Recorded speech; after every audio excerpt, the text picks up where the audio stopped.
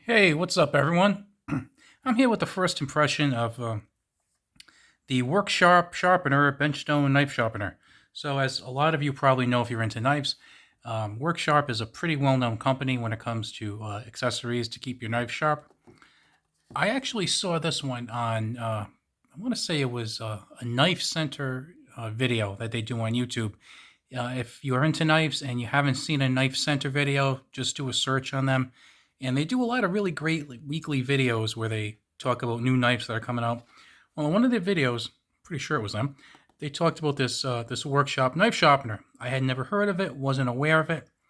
I do have one of their another one of their sharpeners, but I was looking for something a little more simple, just kind of like a regular stone. And this looked like it was pretty good because it kind of combined everything I need and was very simple and pretty quick.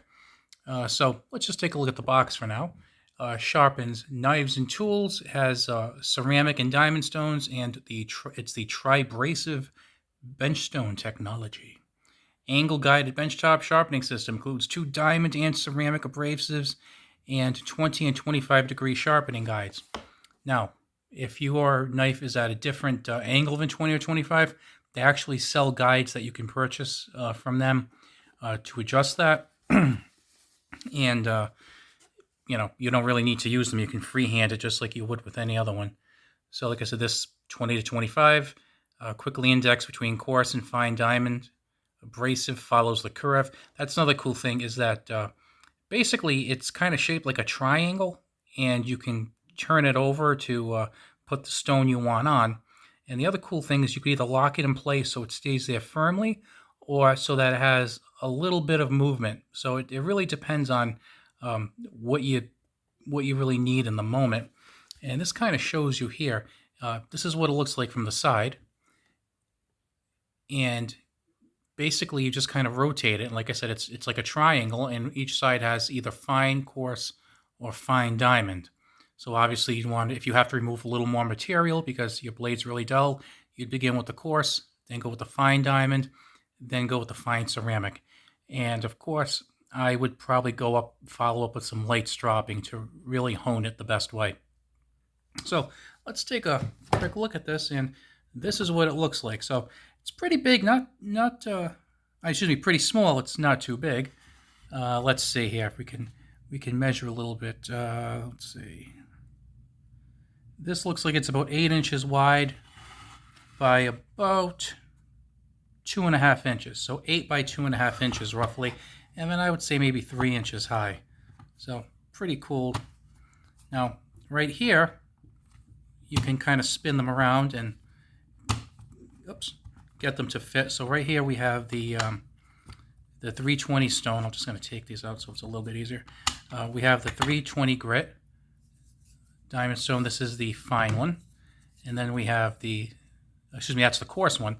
Then we have the 600 grit, which is more fine for follow-up. Then we have the ceramic. And then as you can see, this just spins around. And then you can place it right here on the guide. Now, at the bottom here, if you can see, there's a red switch.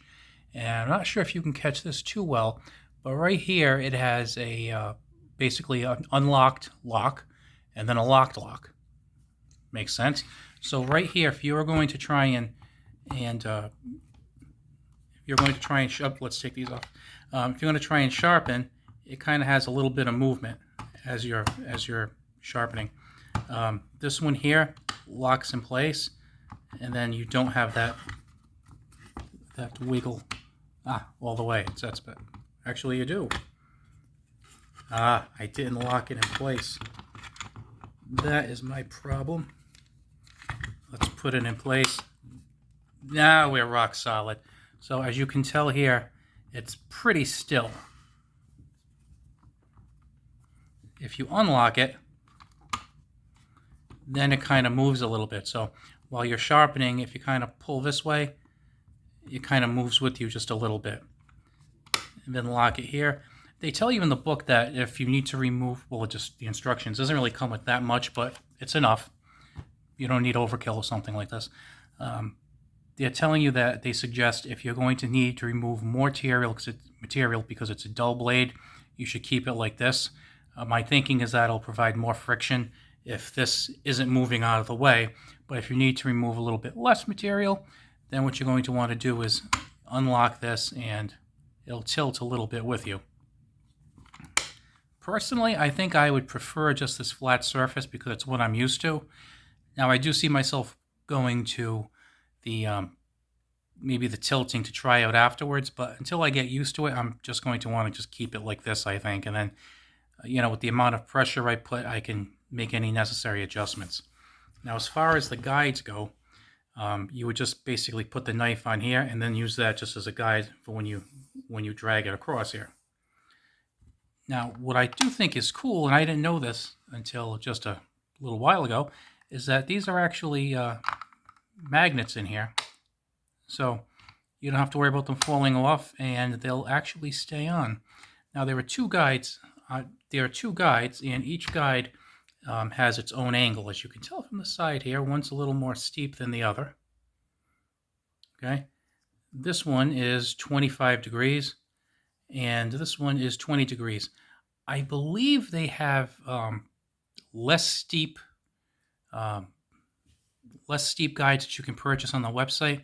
To be honest with you, I'm kind of surprised they didn't include them, because I would think that if you're the kind of person who would purchase something like this, you're not just sharpening the occasional kitchen knife. You're probably going to have multiple knives that you're going to be sharpening. I haven't looked into how much that will cost, but I am going to look into it. I think it would be a nice extra thing to have, especially if it uses maybe lower angles, maybe like 17%. I want to say they were like 15%, 15 degrees and 17 degrees. So those would be pretty helpful. But again, they're really not necessary. If you take these off and you're used to sharpening with stones, it's the same thing as usual. You just do it to your regular way. And the other thing they don't mention, but I will mention it, is that stropping would probably be good afterwards. Maybe it's not totally necessary, but I would probably do it anyway. Also, another good thing here is it does have some rubber feet to hold on to the table. I probably would have liked it if it had a little bit more traction. The rubber feet are okay if you're sharpening. I'm putting some pressure on and it's not moving, so I guess they're good enough. It doesn't look like it really would inspire too much confidence, because there's not that much traction and contact with the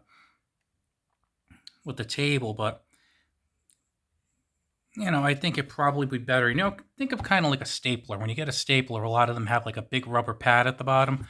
I think that would have been good with something like this. And really, I mean, it's molded plastic. How much more would it have cost just to put a plastic bottom on this and then put a rubber pad? 50 cents, a buck? I don't know. I don't make sharpening stones. But anyway, like I said, this was intended just as a quick overview of this, because I wasn't familiar with it until not too long ago.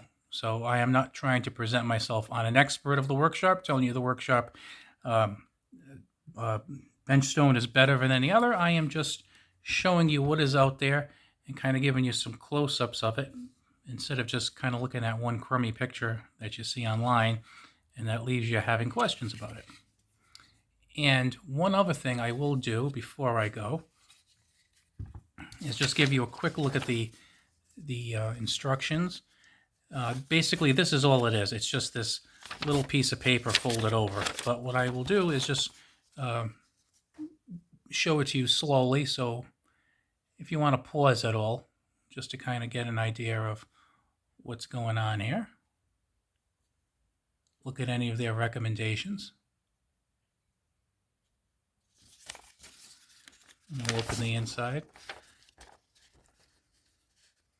I will also throw a link to my Amazon link in the description if you want to either buy it or you want to check out the specs. Even if you're not going to buy it from Amazon, it might be a good idea just to go to Amazon just to check out the reviews. That's usually what I do, even if I'm not going to buy an Amazon, because I notice that some of the online knife shops, sometimes they might have a particular product and they might have like 5 reviews on it or 3 reviews. But Amazon, you might see there are 4,000. So, they'll give you the rating on how many stars they received, and sometimes people provide pictures and video clips and some useful information. So I will provide that. Like I said, if you want to buy it, that wouldn't be bad. I'd probably get like 2 or 3% of it. But like I said, I would just, at the very least, just check it out online. I hope you have a good one. I'll talk to you later.